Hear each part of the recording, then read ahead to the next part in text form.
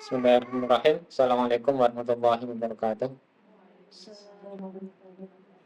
Alhamdulillahirabbil alamin. Wassalatu wassalamu ala asyrofil anbiya'i wal mursalin sayyidina wa maulana Muhammadin wa ala alihi wa ashabihi ajma'in. Allahumma 'allimna ma yanfa'una wanfa'na bima 'allamtana wa zidna ilma. Allahumma arina al-haqqa haqqan warzuqna ittiba'ah wa arina al-batila batilan warzuqna ijtinabah. Alhamdulillah, segala pujiannya nama Allah Subhanahu wa taala. Salam dan salam semoga senantiasa tercurahkan kepada kita baginda Muhammad sallallahu alaihi wasallam.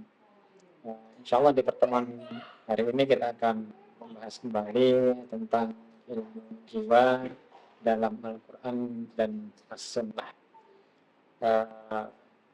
Al-Quran dan As-Sunnah itu punya keistimewaan sebagaimana disampaikan bahwasanya yanfaridul Qur'anul Karim biman hajihil khas. Al-Quran Al-Karim itu punya metode khusus wa tariqatuhul mutamayyizah, punya cara yang istimewa fi taqriri haqa'iqil aqidah, dalam menetapkan hakikat-hakikat akidah, wa arkanil iman, rukun-rukun iman, wa yatamayyazu biman hajihi fil istidlali wal jaji anha. Kemudian Al-Quran itu juga punya keistimewaan dalam membawakan atau memaparkan dalil-dalil petunjuk dan juga memberikan hujjah.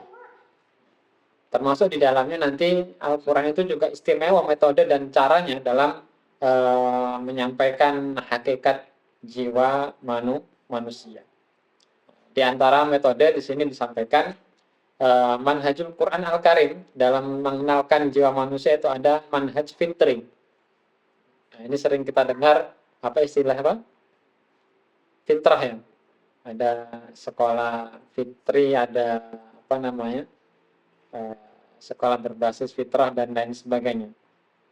Baik, kita akan secara ringkas insya Allah nanti akan kita bahas tentang makna fitrah, yang mana masalah pengertian atau makna fitrah itu sudah terjadi diskusi di antara para ulama dan mufassirin apa sesungguhnya makna fitrah itu. Oleh karenanya untuk mengungkap makna fitrah itu mari kita tengok kembali di dalam Quran surah Ar-Rum ayat ke-30. Allah Subhanahu wa taala berfirman, A'udzu billahi minasyaitonir rajim. Fa'aqim wajhaka lid-dini hanifa. Fitratallahi allati fataran nasa 'alaiha. La tabdila li khalqillah. Dzalika ad-dinul qayyim. Walakin aktsaran nasi la ya'lamun. Fa'aqim wajhaka lid-dini hanifa. Arahkanlah wajahmu pada agama yang lurus. Fitratallahi allati fataran nasa 'alaiha. Jadi agama yang lurus itu merupakan fitrah Allah, yang mana Allah menjadikan manusia itu sesuai dengan fitrahnya. La tabdila li khalqillah. Tidak ada pergantian dalam ciptaan Allah. Nanti akan kita bahas apa perbedaan antara la tabdil dengan la taghyir. Karena taghyir dan tabdil itu berbeda. Kalau tabdil itu pergantian ke tepatnya. Adapun taghyir itu ada perubahan. Sesuatu kadang tidak tergantikan tetapi berubah. Nah, adapun jaminan dari Allah adalah la tabdila li khalqillah. Tidak ada pergantian pada apa yang telah Allah tetapkan pada ciptaan. Dzalika ad-dinul qayyim. Itu adalah agama yang lurus, aturan-aturan yang lurus. Walakin aktsaran nasi la ya'lamun. Akan tetapi kebanyakan manusia tidak mengetahui. Nah, ini salah satu ayat menjadi basic atau dasar pembahasan tentang fitrah. Adapun hadis ini juga sering sekali kita baca dan kita dengar bahwasanya Rasulullah Shallallahu Alaihi Wasallam bersabda, "Kullu mauludin yuladu 'alal fitrah." Setiap yang dilahirkan itu terlahirkan dalam keadaan fitrah. Fa'abawahu yuhawidanihi au yunassiranihi au yumajjisanihi. Maka kedua orang tuanya lah yang menjadikannya Yahudi, Nasrani atau Majusi. Berubah tidak seseorang dari fitrahnya? Berubah ya, berarti ada perubahan dari fitrah. Padahal tadi Allah menegaskan la tabdila li khalqillah. Ini bertentangan tidak? Bertentangan tidak? Nah, lanjutkan.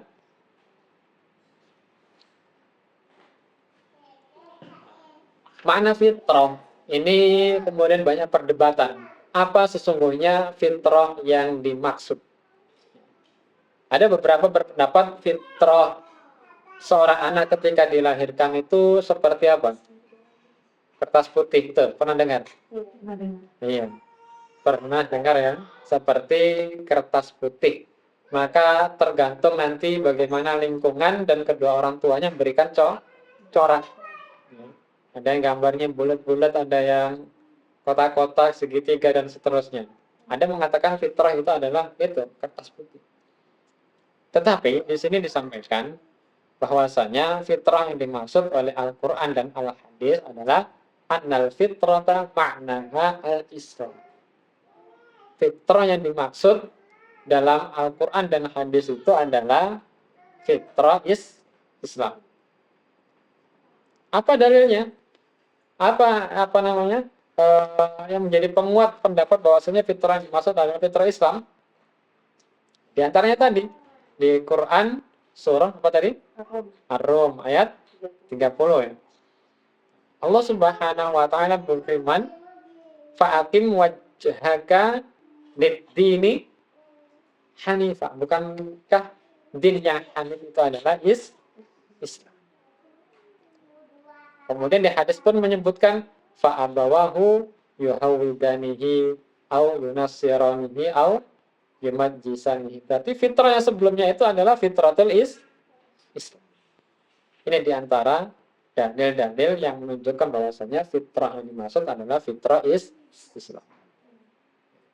Meskipun tidak menutup kemungkinan Allah juga memberikan fitrah-fitrah yang lain kepada manusia selain Islam. Jadi fitrah utama itu adalah fitrah Islam. Kalau berkenaan dengan keyakinan atau agama. Jadi agama, keyakinan manusia itu secara fitrah itu adalah Islam. Kemudian nanti Allah memberikan fitrah-fitrah yang lain. Jadi fitrah itu mudahnya adalah desain awal. Bagaimana Allah Subhanahu wa taala menentukan desain awal manusia itu. Seorang bayi ketika baru dilahirkan, apa fitrahnya? Mencari air susu ibunya. Itu salah satu bagian dari fitrah, tapi bukan fitrah Normalnya semua bayi akan begitu. Selama tidak ada gangguan, selama tidak ada hambatan, dan lain sebagainya. Fitrahnya memang dia akan mencari air susu ibu. Begitu pula dengan fitrah Islam. Pada hakikatnya semua manusia itu ya harusnya fitrahnya menerima Islam sebagai agama.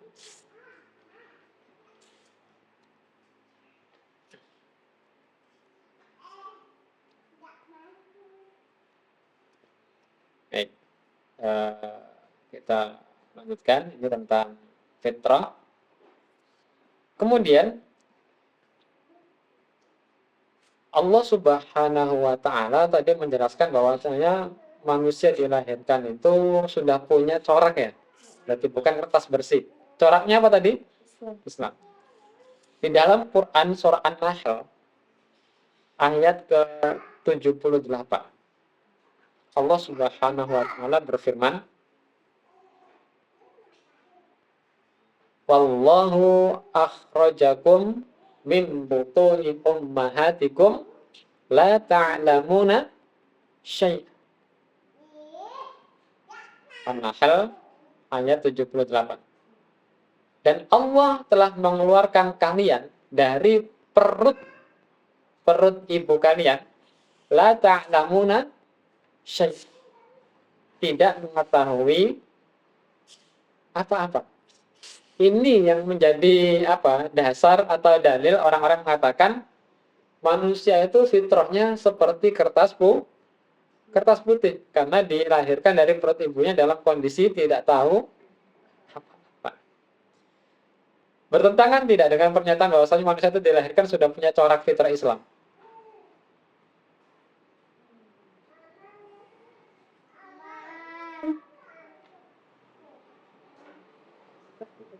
Seperti bertentang. Ya. Seperti bertentang.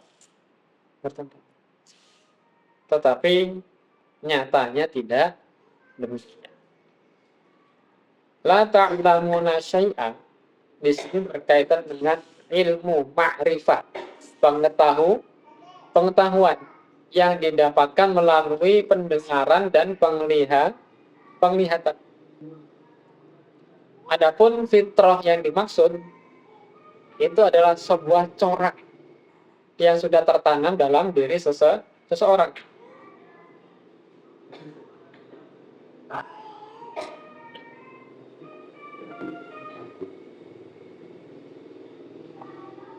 Baik. Untuk mendudukkan dua ayat ini, silakan dibuka di Quran surah Al-A'raf ayat 172. Ya. Al-A'raf 172. Allah Subhanahu wa taala berfirman, wa idh akhadha rabbuka min bani adama min zuhurihim dzurriyyatahum wa ashhadahum ala anfusihim alastu bi rabbikum qalu bala syahidna.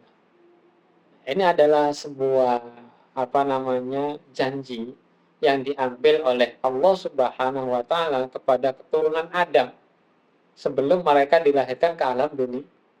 Allah berfirman, alastu bi rabbikum. Mereka semuanya menjawab, qalu bala syahidna.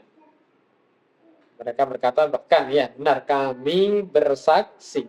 Nah, kesaksian itulah yang menjadi dasar fitrah semua manusia.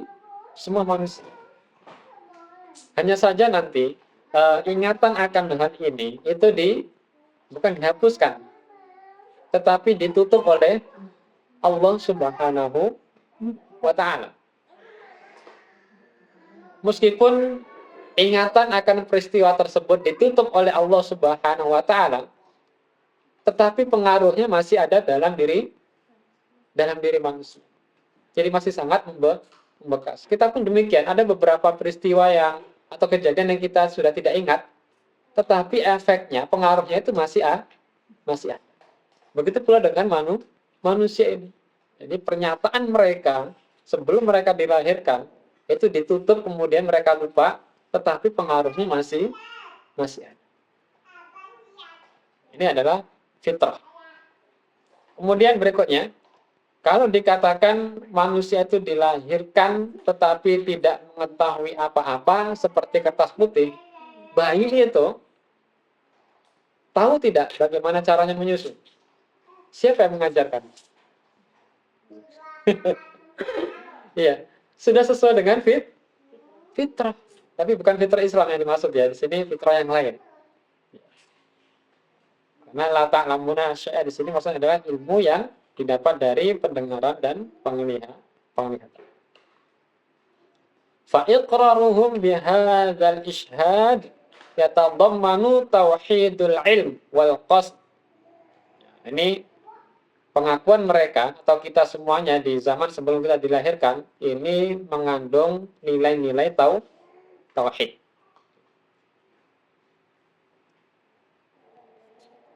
Dan menjadi landasan-landasan atau dasar-dasar Islam dan juga iman. Mungkin muncul pertanyaan begini, untuk apa kemudian manusia itu dibuat lupa akan pernyataannya dahulu? Ya, kenapa tidak dibuat ingat saja?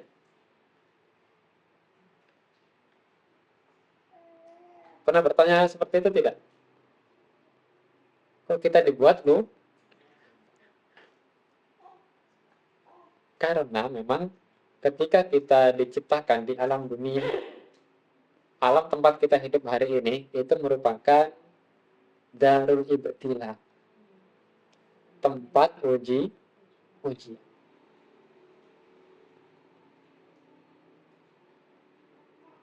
Kalau seandainya peristiwa di masa lalu itu kemudian hadir, ujiannya seperti nyontek. Nggak ada artinya itu ujian. Karena diuji, maka kita dibuat lupa. Tetapi pengaruhnya masih ada, dan Allah memberikan petunjuk-petunjuk. Apakah petunjuk-petunjuk yang Allah letakkan di alam semesta ini dan juga pada diri kita sendiri ini, itu bisa kita ambil sebagai bahan untuk menjawab soal atau tidak? Iya, kisi-kisinya sudah dikasih fitrah kok, ya. Fitrahnya itu Islam. Kemudian dikasih petunjuk-petunjuk, bisa menghubungkan kayak ini.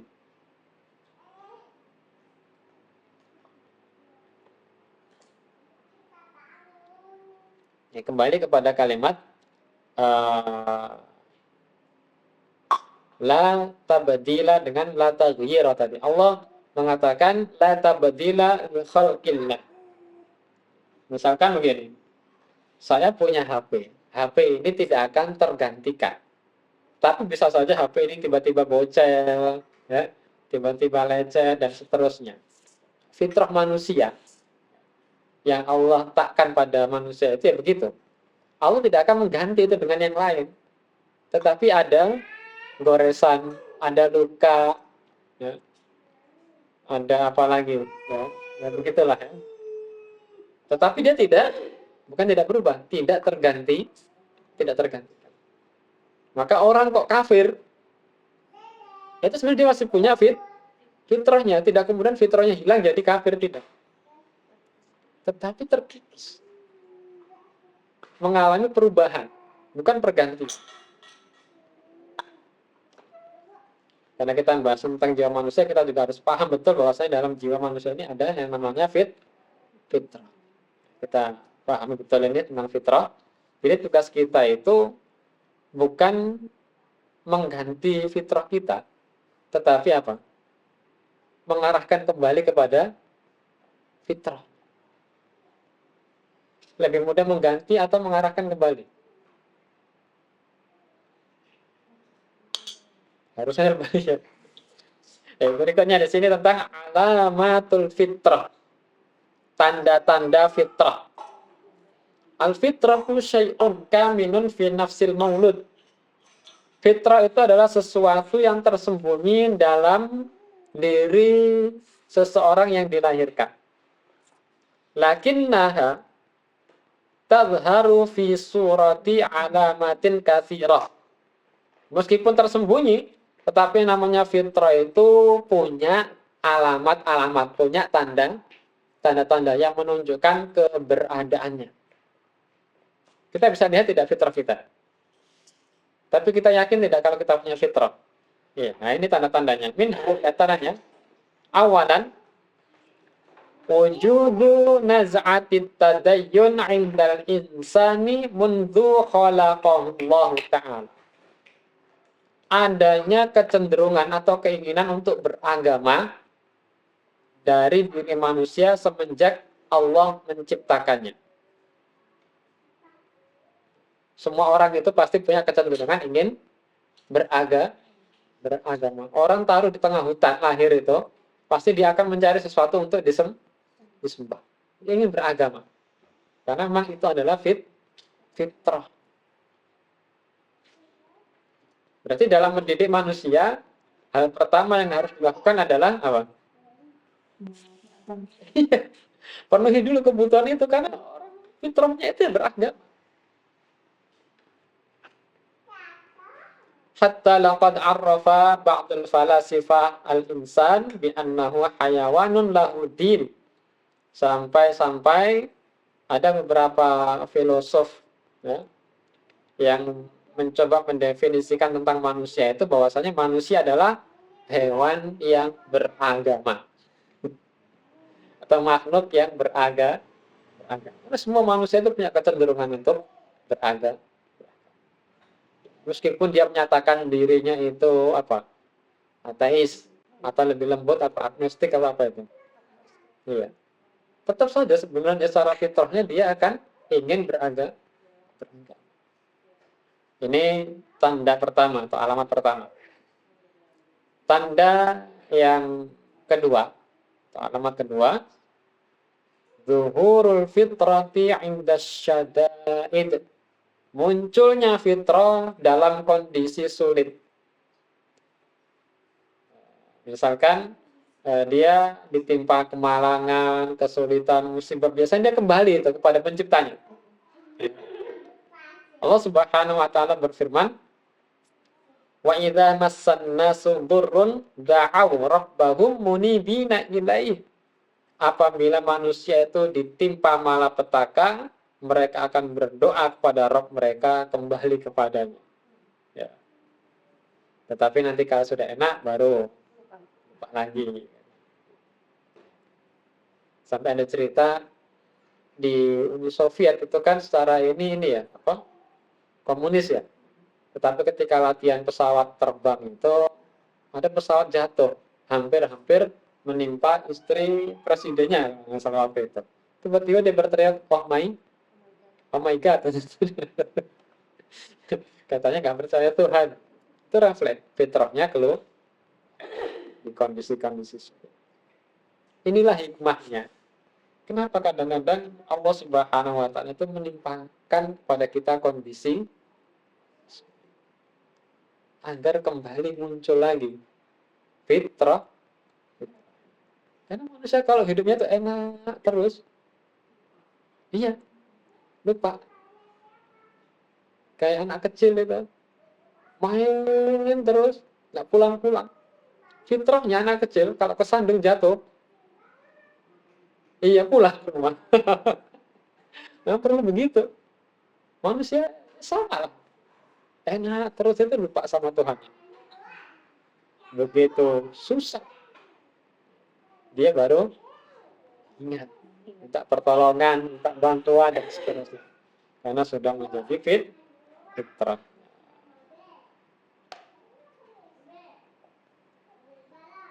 Fafis syiddah tabdu fitratun nasi jami'a, dalam kondisi sulit nampaklah fitrah manusia semuanya.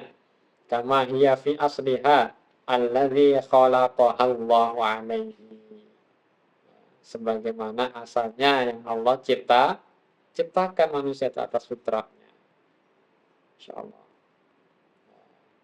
Ini tentang tanda kedua.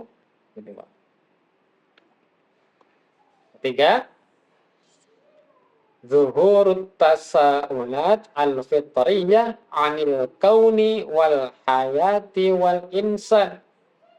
Munculnya pertanyaan-pertanyaan yang menunjukkan fitrah. Pertanyaan-pertanyaan tentang kaun, alam semesta, al-hayah, kehidupan, wal insan, kemanusiaan. Wan bi'athu hadhihi tasaulat mubasyarah ba'da iktisabil lughah. Munculnya pertanyaan-pertanyaan ini biasanya langsung setelah seseorang itu memiliki kemampuan untuk berbahasa, bisa ngomong. Anak-anak itu ketika sudah mulai bisa ngomong, dia akan menampakkan itu ya. Ini apa ini kenapa dan seterusnya. Tentang semesta, tentang kehidupan dan tentang kemanusiaan, tentang ketuhanan nanti ya. Fi awali sinni tamyiz. Awal-awal usia tamyiz.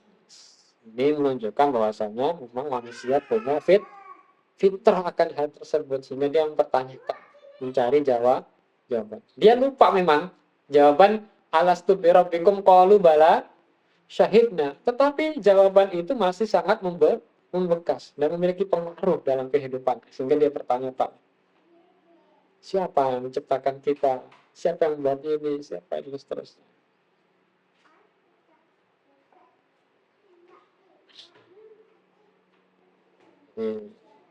Tugas orang tua, tugas guru, itu ketika anak-anak sudah mulai mendekati masa tamyiz, puaskan akal mereka, karena mereka sudah mulai bertanya-tanya. Luruskan kembali kalau ada yang ini, jangan sampai fitrahnya itu mengalami perubahan. Kalau pergantian tidak, tetapi perubahan mungkin tergores, terluka, tercederai, dan lain sebagainya. Rabi'an, tanda ketiga. Oh ya, Rabi'an keempat ya. Iya, keempat. Rabi'an, iqtirabul basyariyah abra al-usuri syai'an fa syai'an min mabadi'il Islam. Semakin mendekatnya kemanusiaan atau manusia ini dari masa ke masa, sedikit demi sedikit, pada apa? Dasar-dasar Islam. Maksud gak ini? Jadi Islam itu kan punya dasar-dasar ya.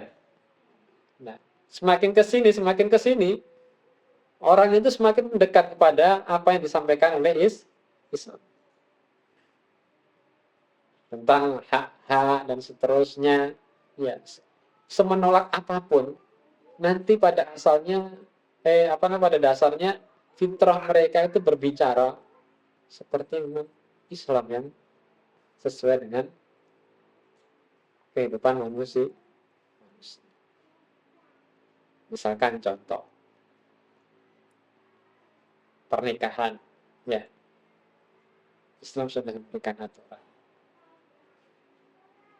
Ada mahar, ada syariat perceraian dan seterusnya. Itu kan manusiawi sekali gitu.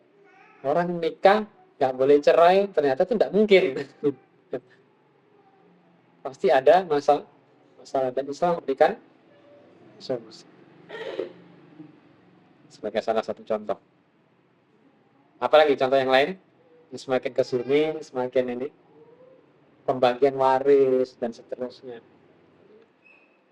Ya, akan semakin mendekat lah, karena orang semakin sadar sesuai dengan fitrah. Khamisan, kelima, inna hunaka ittifaqan fi uqulin nasi wa fitratihim ala qabuli ma'tabarahul Islam ma'rufan. Nampak kemudian sebuah kesepakatan atau persetujuan sesuai dengan fitrah manusia untuk menganggap apa yang dianggap Islam sebagai ma'ruf itu sebagai ma'ruf. Kalau Islam mengatakan itu ma'ruf, baik, ternyata sekarang fitrah manusia atau akal manusia juga mulai menyetujuinya. Wastinkaru ma'tabarahum munkaron, menganggap mungkar apa yang dianggap mungkar oleh Islam. Ya, sebagai contoh, minuman keras, ya, Islam itu menganggap sebagai sebuah sesuatu yang mungkar. Makin kesini orang itu sebenarnya paham kok, ya, minuman keras itu sesuatu yang buruk, perjudian dan lain sebagainya. Berbuat baik kepada orang tua itu ma'ruf dalam Islam. Ya, orang juga mulai sepakat lah, itu adalah sesuatu yang baik. Ini salah satu tanda fitrah. Apa yang dianggap thayyiban baik, ya baik. Kemudian apa yang dianggap menjijikan, ya, misalkan perzinahan dan seterusnya, orang hari ini juga akan melihat itu sesuatu yang menjijikan. Meskipun banyak orang yang mencoba untuk menyelisihinya, tetap saja hati nuraninya, hati kecil berkata sesuai dengan apa yang disampaikan oleh Islam. Kelima, kemudian keenam, isti'dadu kulli insanin lil ihtida ila tariqil haq. Bersiap-siapnya manusia untuk mendapatkan petunjuk menuju jalan yang hak.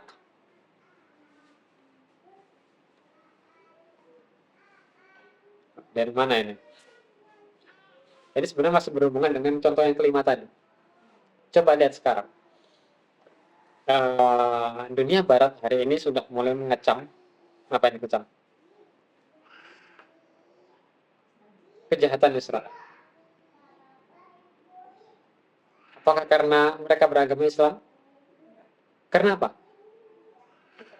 Fitrahnya mereka. Ya. Tidak menyukai kedoliman, tidak menyukai kejahatan. Meskipun sementara ini mereka hanya mengatasnamakan kemanusiaan. Tetapi kemanusiaan yang ada pada dirinya itu menunjukkan fitrah. Ya. Jadi manusia itu tinggal dinyalakan aja fitrahnya. Insya Allah Islam. Sebentar lagi akan Islam. Itulah firman Allah, la tabdila li khalqillah. Tidak ada pergantian pada apa yang Allah cipta.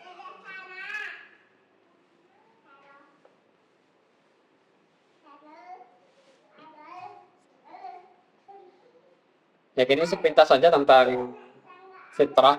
Jadi sebelum kita membahas yang lain, ini Al-Quran punya metode dalam mengukuhkan metode penyampaian fitrah tadi.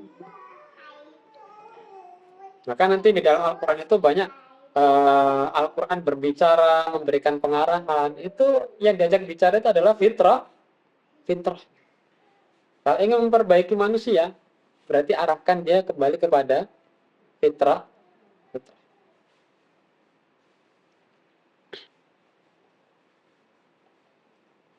Metode yang pertama. Kemudian manhaj atau metode yang kedua adalah manhaj aqli. Orang punya metode aqli. Selain tadi mengukuhkan manusia punya fitrah, kemudian diajak bicara itu fitrahnya, manusia juga punya akal. Sehingga nanti Al-Quran pun akan mengajak berbicara akal manusia atau manusia.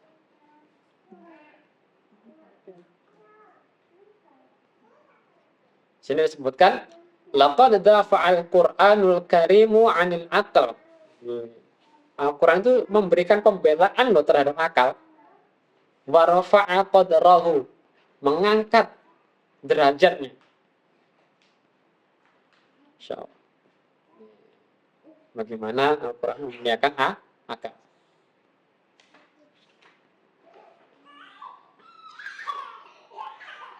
Wa yakfi, ini secara singkat, wa yakfi fi takrimil Qur'anil Karim lil aql an ja'alahu manatat taklif. Jadi cukuplah bentuk pemuliaan Al-Quran terhadap akal itu, bahwasanya Al-Quran menjadikan akal itu sebagai tempatnya atau manat taklif, tempat taklif. Wa rufi'al qalam 'anil na'im, sehingga apa? Kan catatan pena itu diangkat dari orang yang tidur sampai dia bangun. Kenapa? Karena akalnya tidak jalan. Nggak tidur. Ya, tidak berfungsi dengan baik.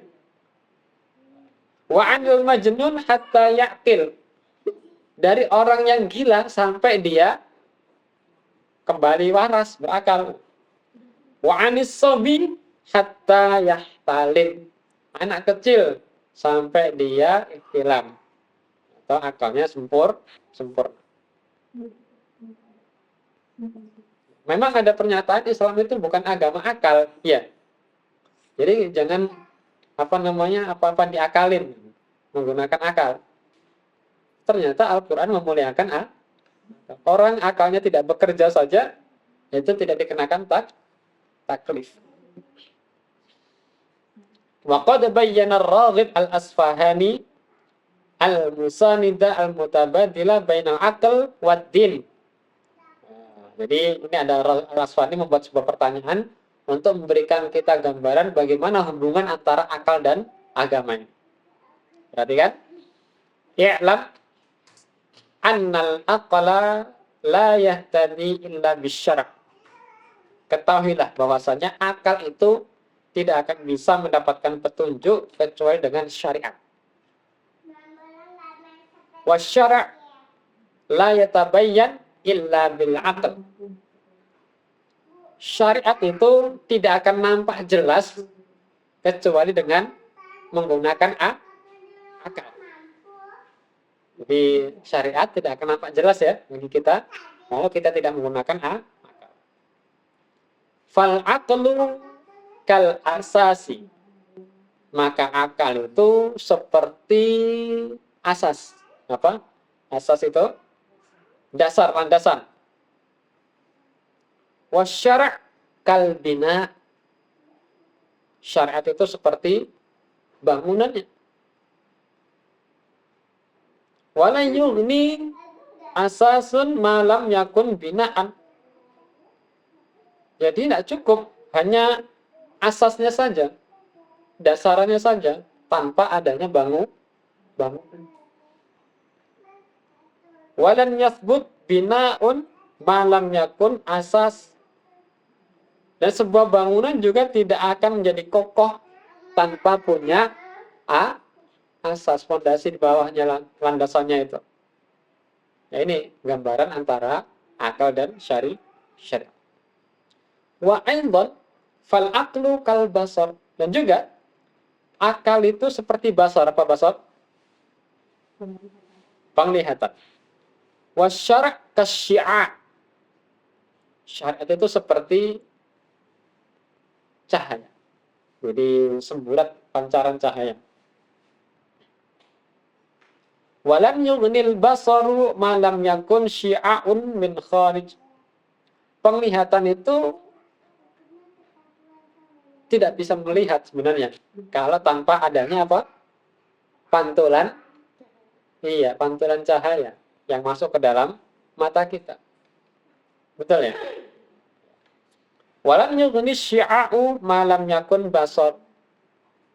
Pantulan cahaya juga tidak akan berguna kalau tidak ada penglihatan. Jadi saling berhubungan antara akal dan syariat. Saking pentingnya hal ini dalam pembahasan maqasid asy-syariah,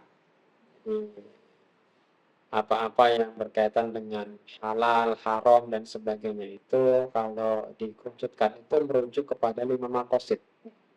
Di antaranya fiqhuddin, menjaga agama. Makanya disyariatkan jihad.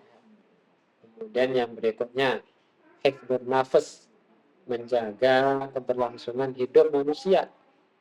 Makanya disyariatkan dilarang untuk membunuh.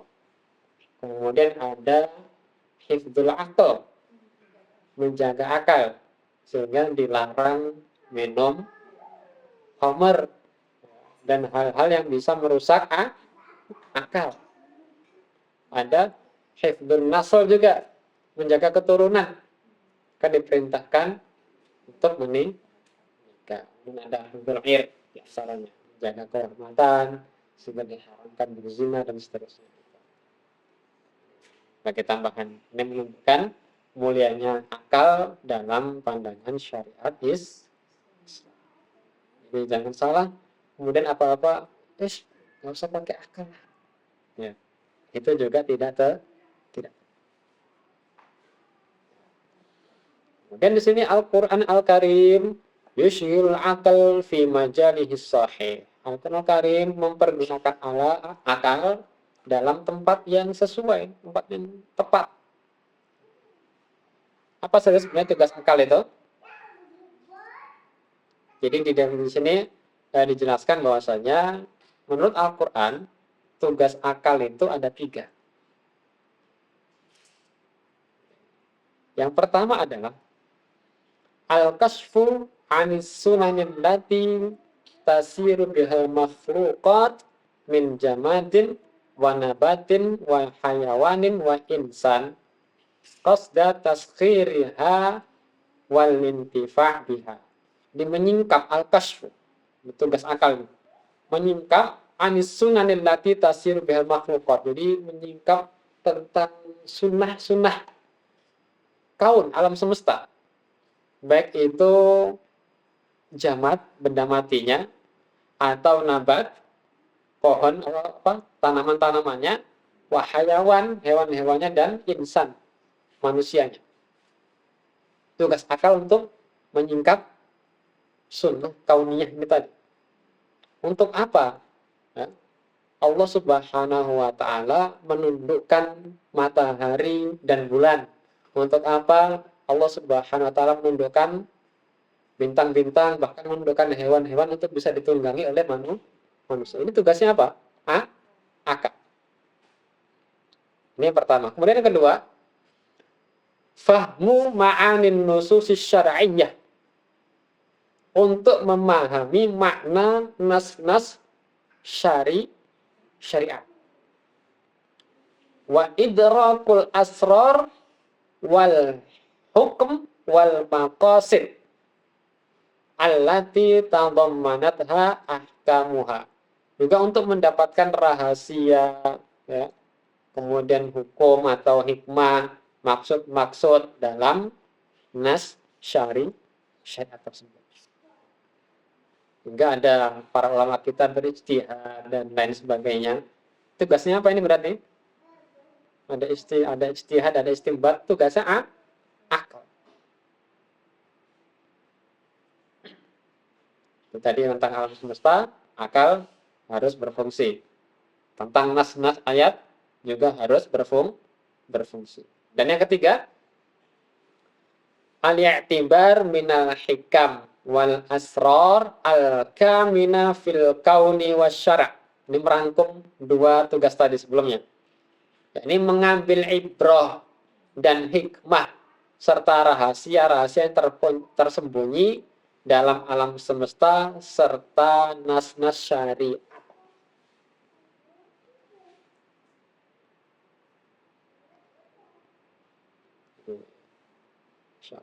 Ini tugasnya. Kenapa siang itu terang benderang? Tugasnya siapa ini? Akal untuk mencari hikmah. Kenapa malam itu gelap, gulita, dan sun? Ini akal untuk mencari hikmah. Kemudian Allah Subhanahu wa Ta'ala mensyariatkan laki-laki itu bagiannya 2 kali lipat bagian. Di sini juga akal mencari hikmah.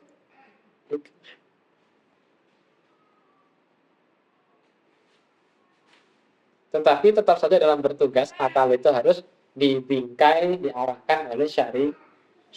Mana yang menjadi ranahnya dan mana yang tidak boleh dijamah dan harus diserahkan langsung kepada Allah Subhanahu wa Ta'ala.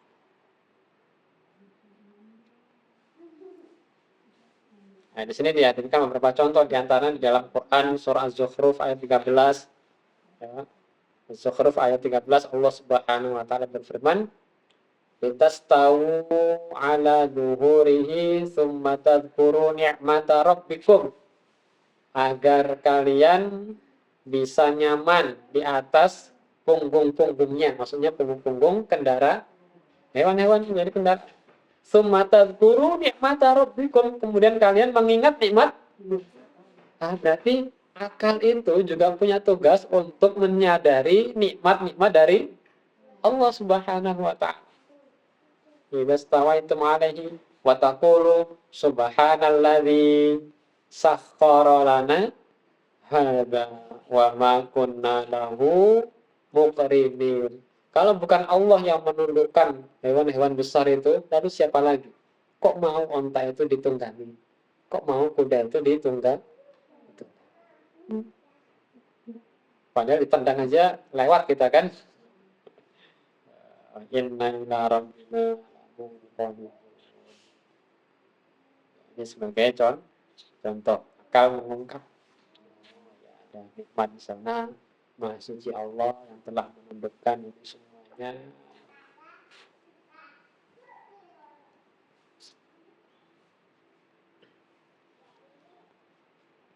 Ini saya ringkas-ringkas saja. Jadi yang pertama tadi, manusia punya apa?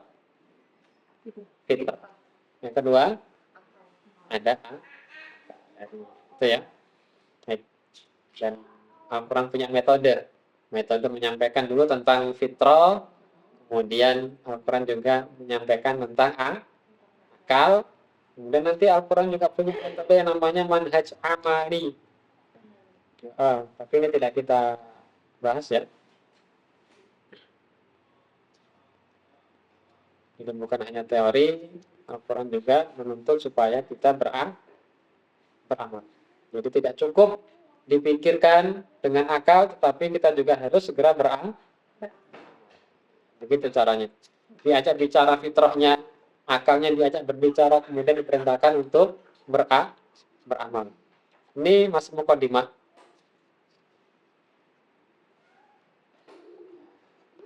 Berikutnya, ini satu pembahasan lagi sedikit. Sudah hampir 1 jam ya.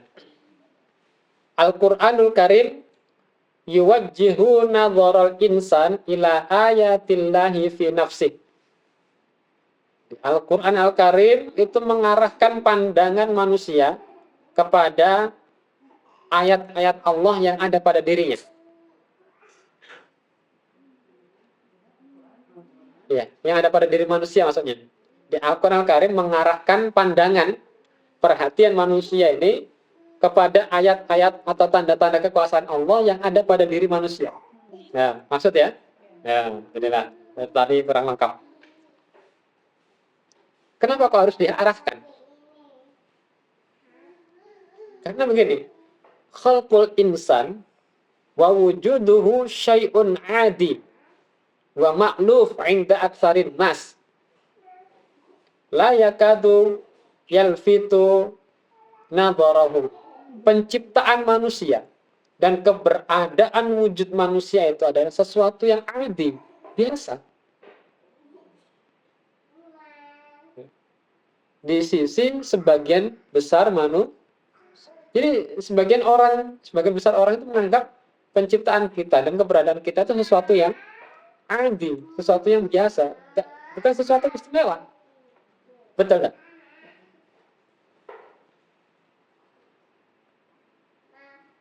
Padahal hadzal insan huwa aghrabu makhluqin fi hadhil ardh. Padahal manusia itu adalah makhluk yang paling menakjubkan, makhluk yang paling unik di muka bumi ini.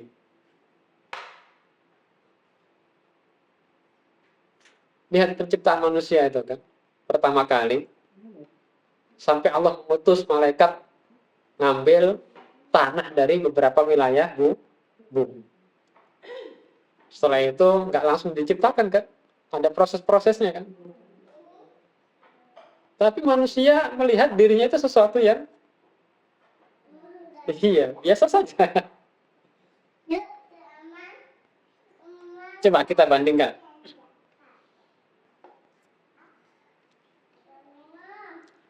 Kalau kita melihat kepada langit, melihat pada matahari, melihat bulan-bulan, bintang-bintang, galaksi-galaksi, itu langsung takjub loh. Ya, langsung takjub ya. Tapi melihat kita sendiri nih loh. Setakjub itu kah dibandingkan dengan ketika lihat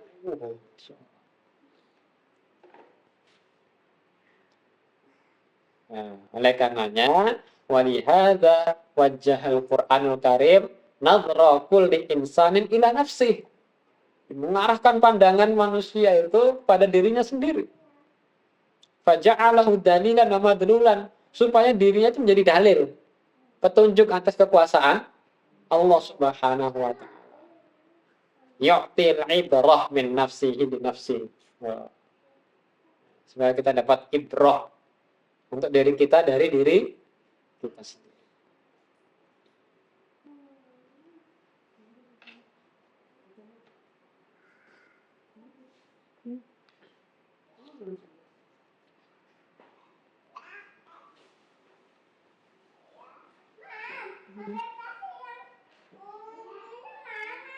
Lalu bagaimana cara memandang yang diinginkan oleh Al-Quran?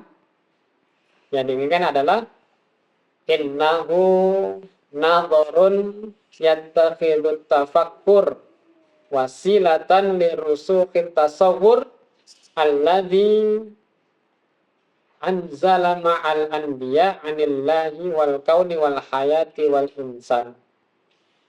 Yang diinginkan adalah pandangan yang penuh dengan nilai-nilai tafakkur sebagai wasilah untuk mendapatkan kedalaman gambaran sebagaimana yang telah Allah turunkan kepada para nabi dan rasul.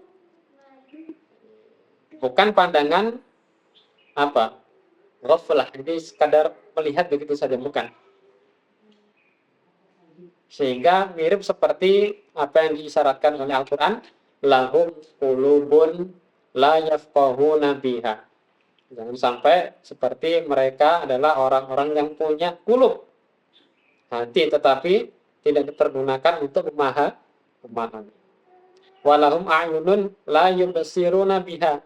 Punya mata tapi tidak dipakai untuk melihat. Dengan seksama maksudnya. Walahum adhanul la yasma'una biha. Punya kuping, telinga, tetapi tidak dipergunakan untuk mendengarkan dengan baik. Laika kal an'ami bal hum adhal. Laika humul ghafilun. Lihat dengan sebaik-baiknya ayat-ayat atau tanda-tanda kuasa Allah yang ada pada diri kita.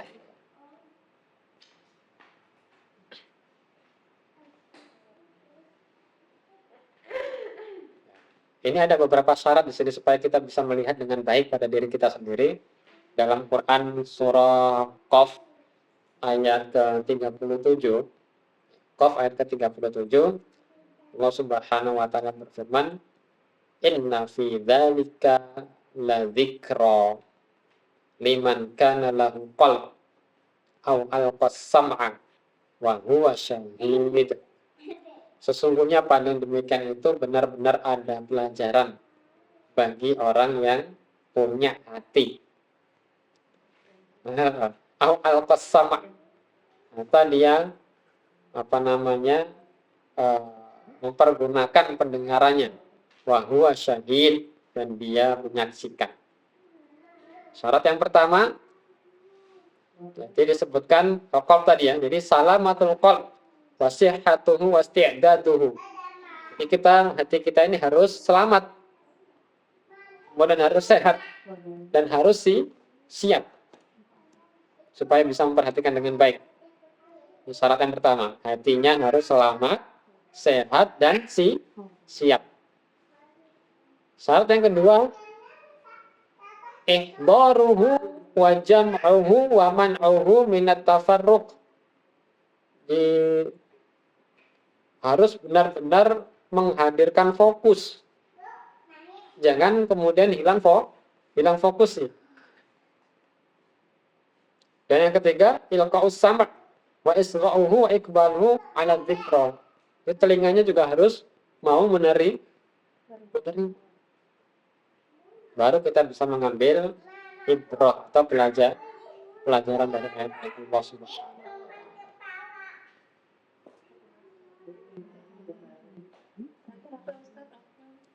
Di ilqa'us sam' wa isra'uhu, jadi mempergunakan pendengaran dengan baik. Jadi pendengar yang baik.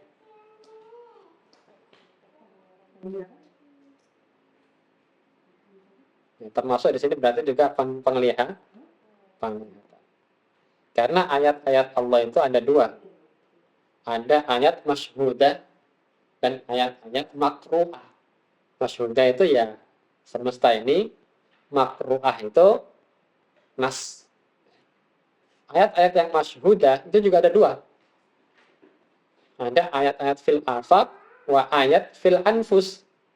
Ayat-ayat semesta dan ayat-ayat yang ada pada diri manusia. Pada diri manusia. Ini yang sering orang tidak perhatikan. Sehingga Allah Subhanahu wa taala berfirman, "Wa fi anfusikum afala tubsirun." Ini Intinya supaya kita memperhatikan dengan baik apa yang ada pada diri kita. Yang penting mempelajari tentang ilmu nafs, ilmu ji.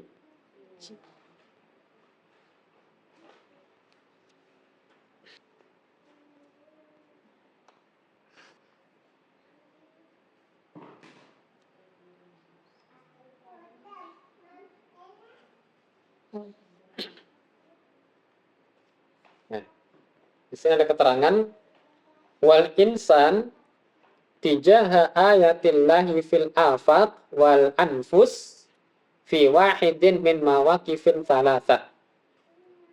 Manusia itu sikapnya terhadap ayat-ayat Allah berupa ayat-ayat semesta dan ayat-ayat jiwa tadi, ya, ayat-ayat yang masyhudah tadi, itu tiga kemungkinan. Ya, tiga kemungkinan bagaimana mereka melihat atau menyikapinya. Yang pertama adalah mauqiful ghafil anha, sikap orang yang lalai dari ayat-ayat itu, baik ayat-ayat kauniyah ataupun nafsiyah. Ada yang pokoknya lihat semesta setiap hari, ya sudah lewat begitu saja. Lihat dirinya sendiri, ya sudah begitu saja. Tidak ada pelajaran yang diambil. Ini yang pertama, mauqiful ghafil anha.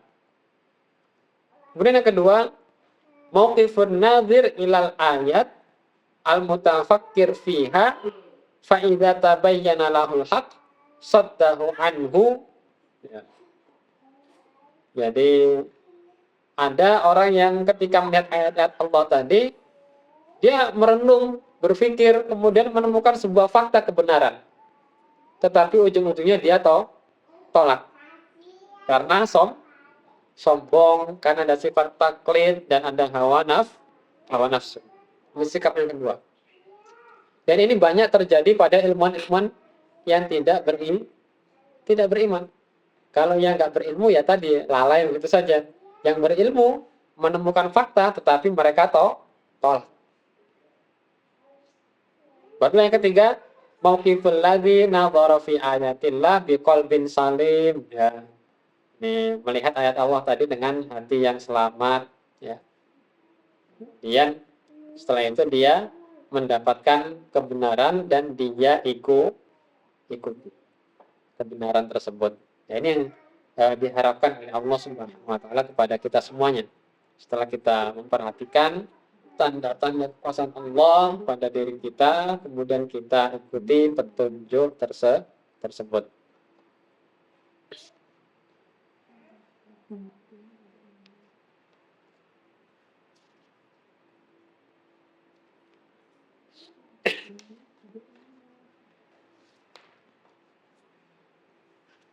Baik, ini masih cukup banyak pembahasan kita. Berikutnya nanti akan kita bahas. Kalau tadi kan bagaimana Al-Quran, ya.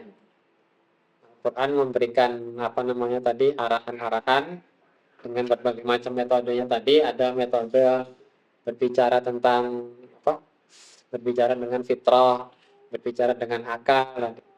Kemudian nanti kita akan membahas taujihnya Rasul